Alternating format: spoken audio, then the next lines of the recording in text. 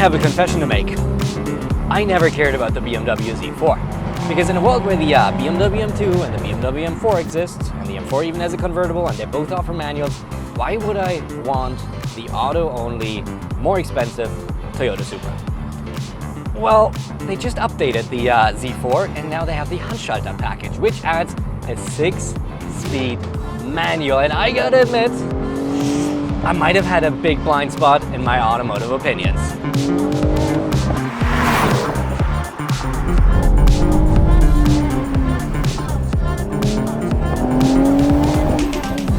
So what hasn't changed with the addition of the manual? The engine that everybody loves is the V58. The V58's still here. What is it? 382, 369, 3.9 seconds to 100. It's not too shabby. Yeah, from a 3-liter turbocharged inline 6, and you know what? I can hear it. I can hear it. Finally. And this thing has drama. The drama that we were missing with the M440. Yes, this was one big critique point for us. In the M440, it was too muted, and this is. If I'm just. Yeah, it's nice. You had a downshift earlier in the first today. It was brutal. It was really loud, actually. It's great. It's a wonderful engine. Yes, you might be thinking sub 400 horsepower isn't that impressive, but like you said, it still gives us a 0 to 60 time of about 3.9 seconds. Faster in automatic? Yes, an automatic is about 3.5. Of course, shifting manually is a little slow, and we're actually going to test that in a bit. We're going to do a full launch just later on in the video. But this is 150 pounds lighter than the auto.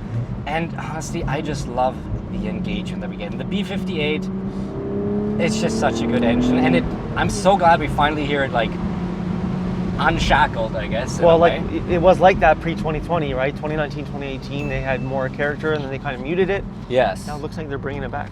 Well, I'm all for it. I mean, we haven't driven the auto. Maybe it's just a thing for the manual, but hey, I like it. Okay, but let's talk about the manual. The big thing about this. That was reversed. Okay, but let's talk about the manual. That's what we're here for. Ooh. Yes, sir. Okay. I love manuals. Woohoo! Finally, BMW, thank you for keeping the manual alive and actually bringing it back, I guess, in a way, because this is, it's just a special experience, honestly. I know you don't love manuals that much. I know I'm going to get hate for that. No, I understand why people love them. Hey, that's fine. Listen, we had the Elantra in. We never uploaded the video because our footage got corrupted, but we both agreed the DCT was better in that car.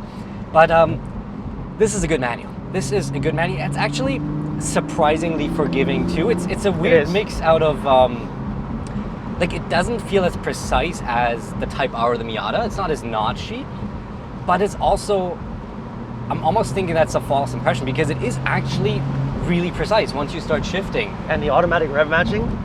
It's actually ridiculous. Like it's usually good, but this one is you just cannot mess it up. Let me go into a different sport mode because they have the auto rev matching enabled. So I'm just gonna, we're in 6 now, and I'm just gonna go down to 2nd and I'm just gonna jab the clutch. I'm not gonna do anything else.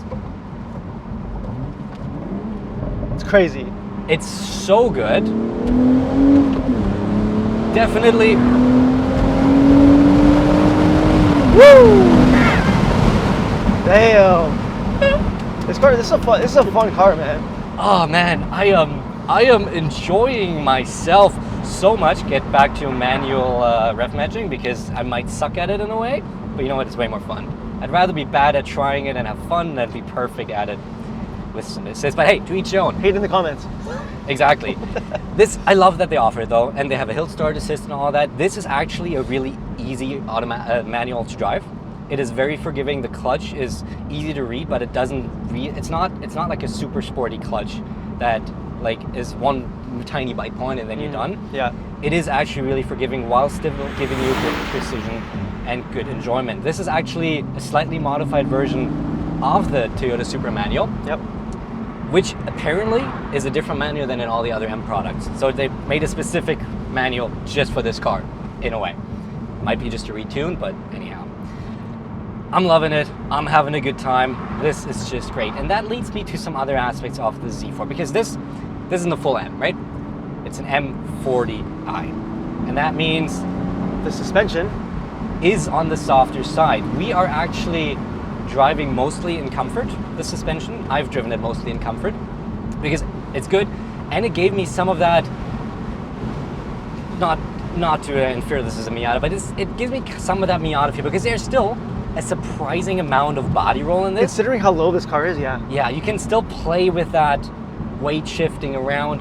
It does offer you a lot of opportunities. It's not as planted as other cars, which I actually, in this case, quite enjoy, because it lowers the limit a little bit, but makes it a little more playful, makes it a little more accessible.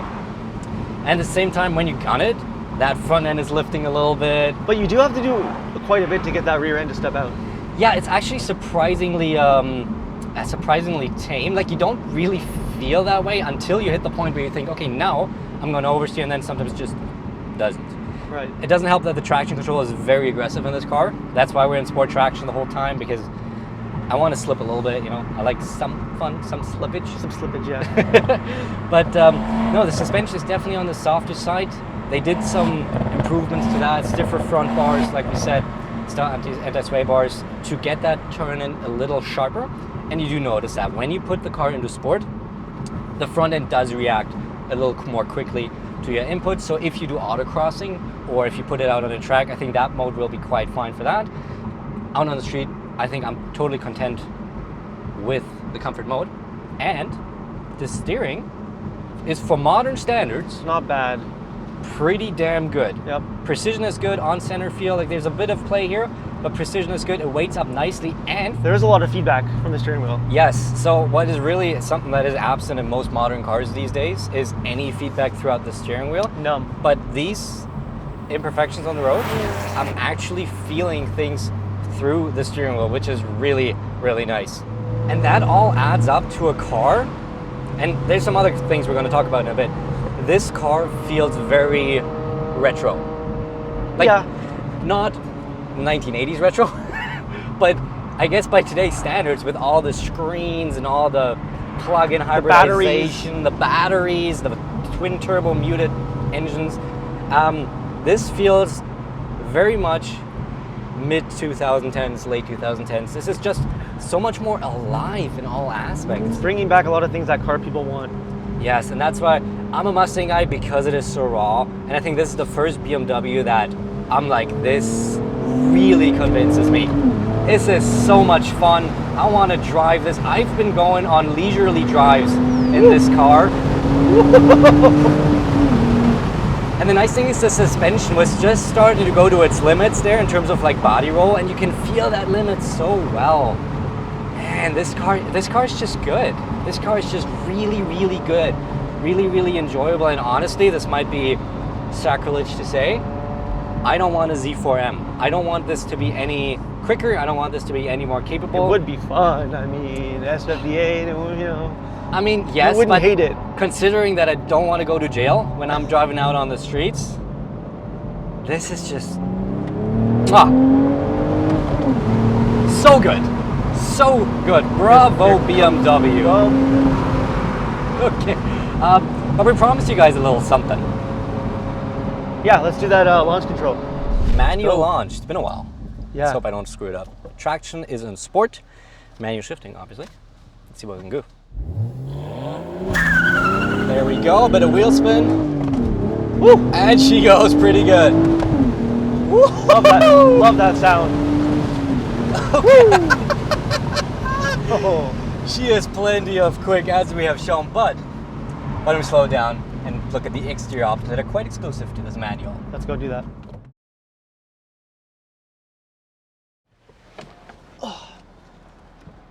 Now that the rain stopped, Yep. put our lovely top down, Love it. That little sprinkle on the way. because I'm such a nice guy. Oh, look at that. Full service. Love it. I'm Tip. actually European. I don't tip. Sorry, buddy. Europeans. Okay, Z4. Looks pretty. Sorry, Z4. Can we talk about this color? Frozen deep green metallic. This does something to me. This is my jam right here. I'm not a frozen kind of mad kind of guy, but this is pretty nice. How much do you think it costs though, Canadian? I mean, $3,000 probably. $6,000. It's a lot. Come on, that's a lot. That's of like dough. a Mercedes manufacturer color. Yeah, price. this is okay.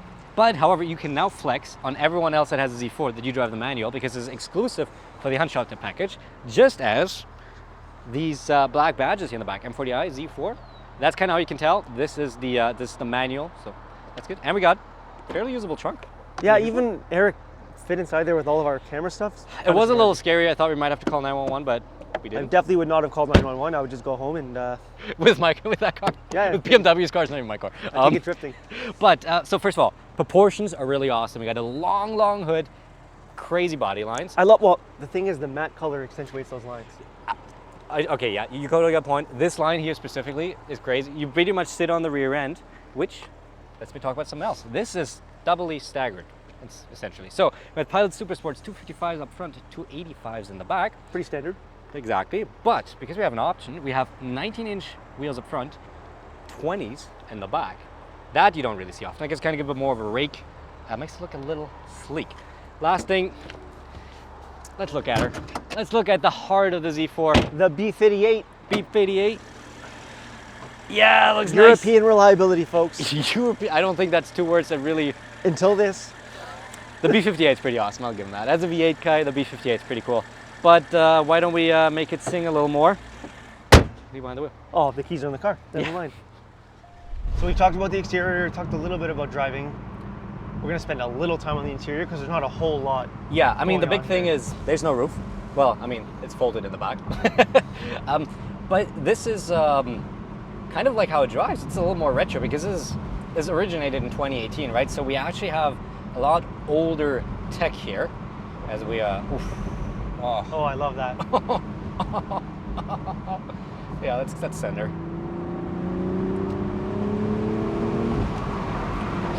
Sounds good, this car, man. Feels good too, honestly.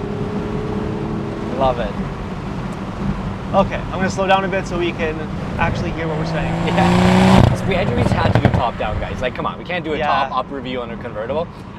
So yeah, this interior is just like it drives. A little more retro. Once again, we're talking late 2010s retro, not 80s retro. Right. But we have iDrive 7. I don't mind it. Yeah, as an update, we're at iDrive 9 now in the normal BMWs. We don't like iDrive 9 very much. 8.5 was decent, but you know what? I love this. I feel like the more we go back on screens, the further we reduce the screens, the better the cars just keep getting. And this is really nice. Like, it has a digital gauge cluster which you can adjust to your liking. You have Android Auto, Apple CarPlay Wireless, and you know what? For the first time I really had this in any car we've reviewed. We have preset buttons. I know that's a very common thing in like cars of the past, but this is actually so nice. I do not need to touch this touchscreen in my normal driving. Once again, retro. It's so nice. I have my Android Auto set up before I get to my car, so I have all the navigation going. Yep. Then I have my SiriusXM presets button.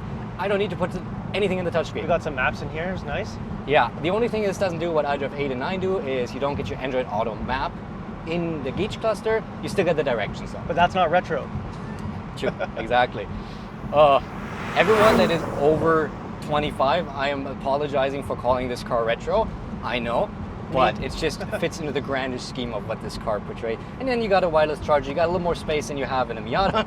You actually have usable cup holders, a bit of storage behind the seats. I like that actually. It's usable. Yeah. You have both kind of like, I guess, dumb storage down below, and you have a little net, and you have a pass-through to the trunk, which, like we said, is fairly decently sized. No complaints in here, honestly. It's mainly comfortable. It is small, so you just got to deal with that. Yeah, it's very low. Getting in and out won't always be easy, but hey, you're buying a two-door Roadster.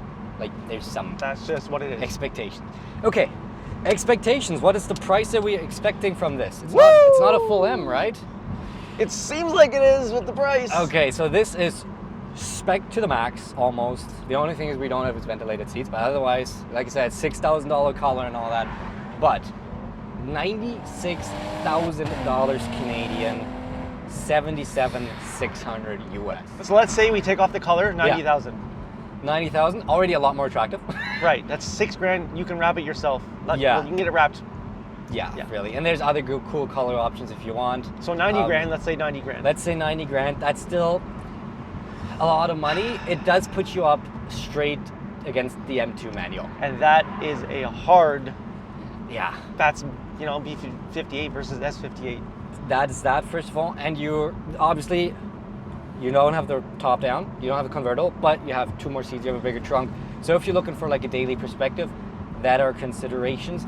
I'll be honest, I think most people buying this car don't need more practicality than this. Either it's their second car or they're like probably retirees. At the end of the day, being a non-coupe might be a deal breaker, right? If you want a coupe, you want a convertible, if that's a deal Toyota breaker, Supra. also a good car. Yeah, so which we can now vouch for is amazing. Yeah. But yeah, so $96,000 is a lot, and it's not far off an M3 manual and M4 manual either. So that's something to consider. That being said, in my mind, this fulfills a little bit of a different purpose.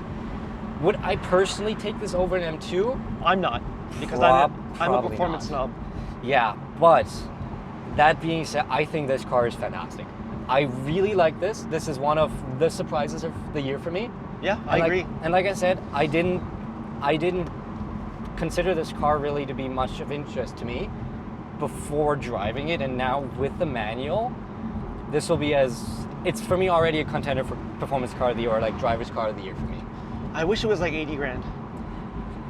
I guess if you don't spec anything and you have like poverty spec BMW, then you can get it to 80. And by the way, just one more thing, in the US, this is actually a $3,500 US option, the manual. The Handschalter Package. By the way, Handschalter, for all of you that didn't catch it, is manual, from German, manual, Handschalter. He's German. Yeah, I'm about certified fact checked. But yeah, let us know if you think you would take the Z4 M40i over the Supra, over the M2, all that. Are you a manual guy? Are you an auto guy? And why haven't you subscribed yet?